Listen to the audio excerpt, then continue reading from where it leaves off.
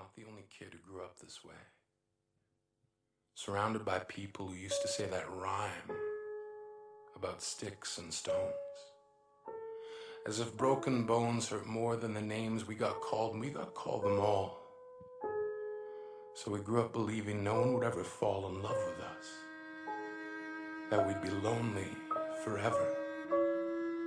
That we'd never meet someone to make us feel like the sun was something they built for us in their tool shed. So broken heartstrings bled the blues as we tried to empty ourselves so we would feel nothing. Don't tell me that hurts less than a broken bone. That an ingrown life is something surgeons can cut away.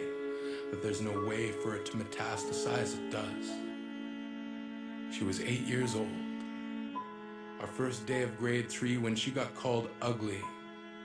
We both got moved to the back of class so we would stop getting bombarded by spitballs.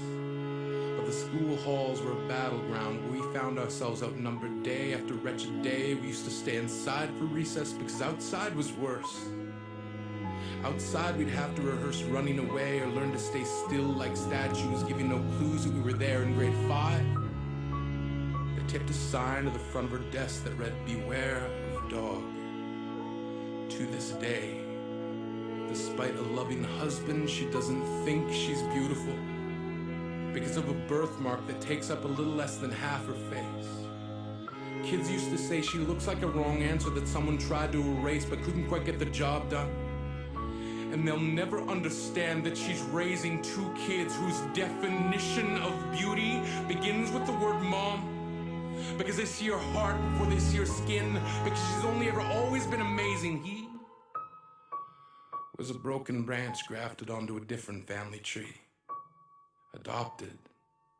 Not because his parents opted for a different destiny. He was 3 when it became a mixed drink of 1 part left alone and 2 parts tragedy. Every school was a big top circus tent, and the pecking order went from acrobats to lion tamers, from clowns to carnies.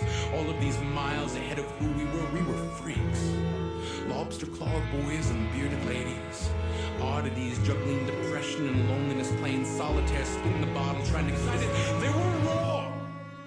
Because maybe you didn't belong to a group or a clique. Maybe they decided to pick you last for basketball or everything.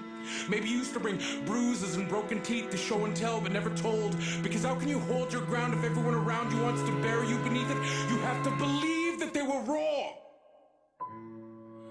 But our lives will only ever always continue to be a balancing act that has less to do with pain and more to do with beauty.